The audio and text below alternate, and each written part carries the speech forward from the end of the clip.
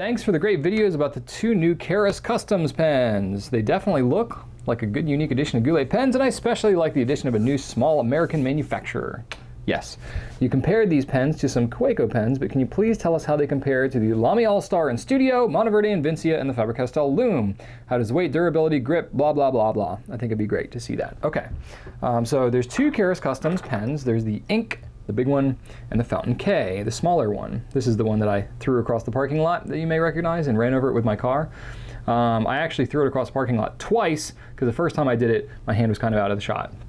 So I did it again, and it landed literally like on the cap twice, to the point where it actually, I can see where it flared out the end of the cap just a little bit, just from the pressure of the body of the pen crushing into the cap. Still functions perfectly well, writes great. It did knock the nib and the feed completely out of the section. I had to put that back in there.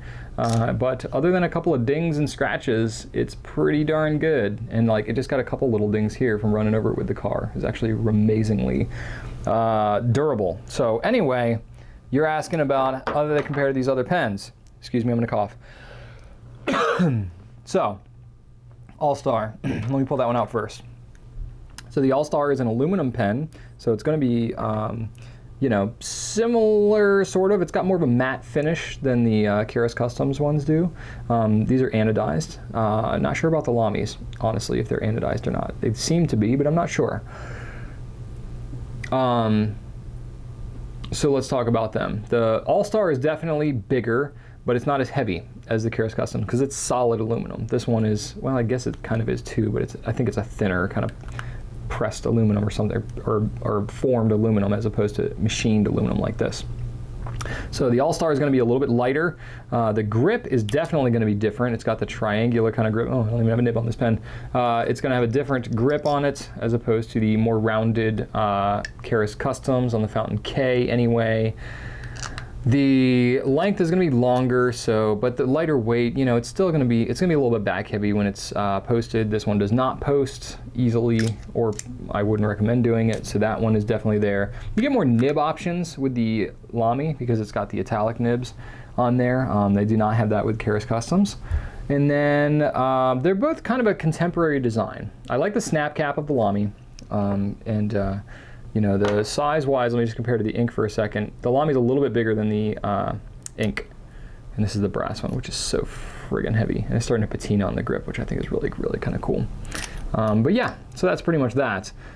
Studio, similar kind of thing. I won't talk too much about the Karas Kustoms ones, but the Studio is going to be fairly similar in diameter, actually. But the biggest difference is going to be the grip. The Studio grip is probably the only thing that I don't like about the Studio is the grip. It's got this shiny, slick metal grip that tapers towards the end. For me, it's kind of like a poster child for slick metal grip.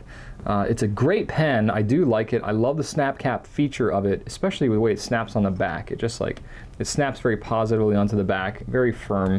I do like that. I like the kind of contemporary design on it as well, but it's definitely more of kind of a corporate looking pen as opposed to this kind of rugged machined kind of thing going on here. So, and price wise, they're going to be fairly comparable, especially if you get this with a gold nib. It's going to be even more expensive. So, not sure how much that's going to really save you there.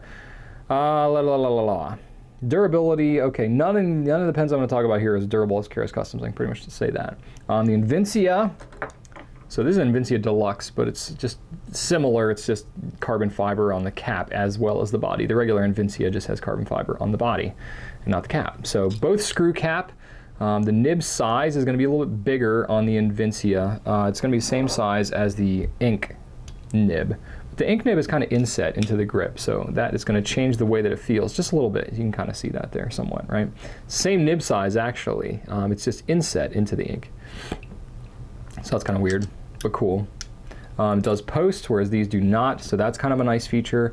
A little bit more of a contemporary corporate design going on with these two. A little more professional, I guess. Maybe corporate's not the right word because I don't know how much carbon fiber and rose gold feels corporate.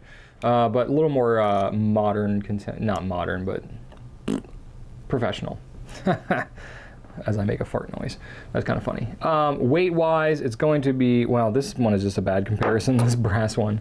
Weight-wise, it's fairly comparable, maybe even a little bit heavier than the Fountain K. In the aluminum version, brass and copper are definitely going to be heavier. The ink as well, this is a brass one because it's definitely heavier, but it's probably going to be comparable in the weight to the aluminum ink. Yeah, and then price-wise, it's going to be fairly comparable to these as well. All right, what else have we got going on here? The Loom was the other one you asked me about, okay? So the Loom, looking at this one here, it's lighter, a little bit lighter. It's got a snap cap, which I like. It is actually very durable as well.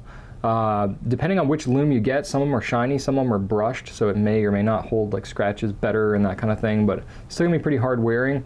Nibs are gonna be fairly comparable on the Fountain K. It's definitely a bigger nib on the ink.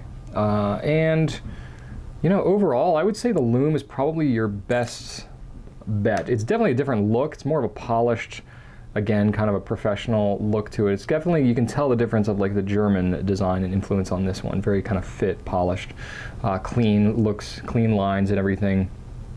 Good build on it. But this, the Karas Kustoms is more rugged, not as much of a, you know, pen that you would, I don't know. Maybe it would be kind of similar. Yeah, I don't know. Good question. Kind of winging it on this one, but you can tell my lack of sleep is getting to me here.